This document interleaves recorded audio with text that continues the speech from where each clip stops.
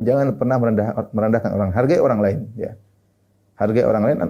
Di secara dunia kita juga akan dihargai oleh orang. Kalau kita menghargai orang, kita tidak ingin minta agar dihargai orang, tidak. Tapi secara dunia, hukum dunia, kalau kita menghargai orang, kita juga dihargai orang. Kalau kita merendahkan orang, orang juga merendahkan kita. Ya. Jangan kita rendahkan orang. Kita hargai siapapun orang tersebut ya. Meskipun nampak depan kita ada kesalahannya, kita hargai ya. Kita hargai. Karena namanya manusia ini punya jiwa yang angkuh ya, punya jiwa yang kalau sudah punya kelebihan terkadang merendahkan orang yang tinggi ya. Jangan.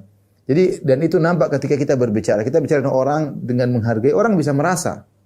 Orang bisa merasa bahwasanya di depan dia ini berbicara sedang menghargai dia.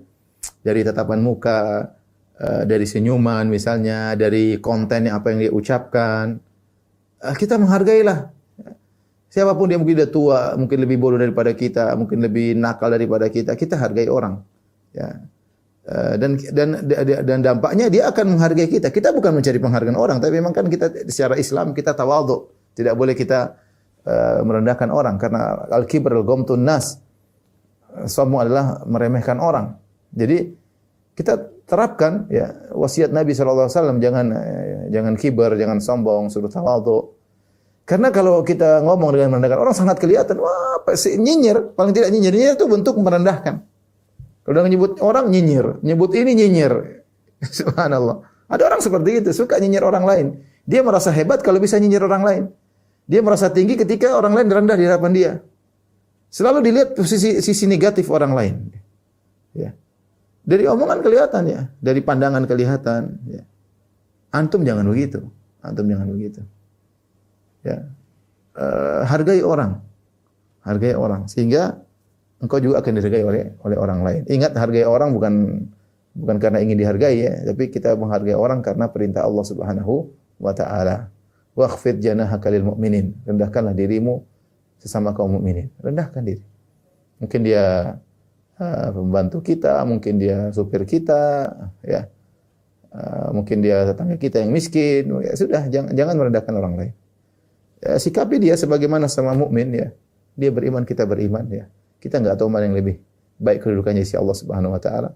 Boleh jadi kita kelihatannya rajin ke masjid tapi ternyata dia berbakti kepada orang tuanya yang kita tidak lihat. Boleh jadi kita kelihatannya penampilan Islami tapi dalam hati kita penuh dengan hasad dan dengki sementara hatinya bersih. Kita enggak tahu. Oleh karenanya ketika bermuamalah dengan orang lain jangan pernah merendahkan orang lain. Kalau timbul dalam diri kita merendahkan orang lain, kita istighfar, astagfirullah, kita rubah sikap kita. Dan itu sangat kelihatan ya.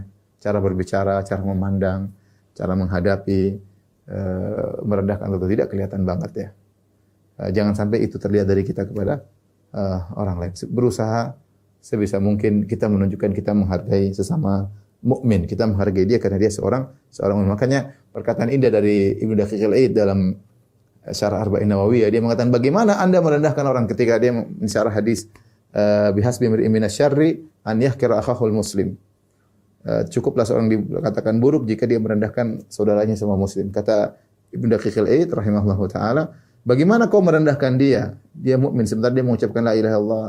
Sementara Allah kirim rasul untuk memberi hidayah kepada dia. Allah turunkan Al-Qur'an agar untuk dia baca ya. Bagaimana kau merendahkan dia setelah Allah memuliakan hamba ini? Walaqad karramna bani Adam. Allah memuliakan dia sebagai anak Adam. Allah turunkan Rasul untuk Allah kirim dai agar dia bisa dapat hidayah. Allah turunkan Al-Quran. Ya. Allah ciptakan dia, kemudian kau menghina dia.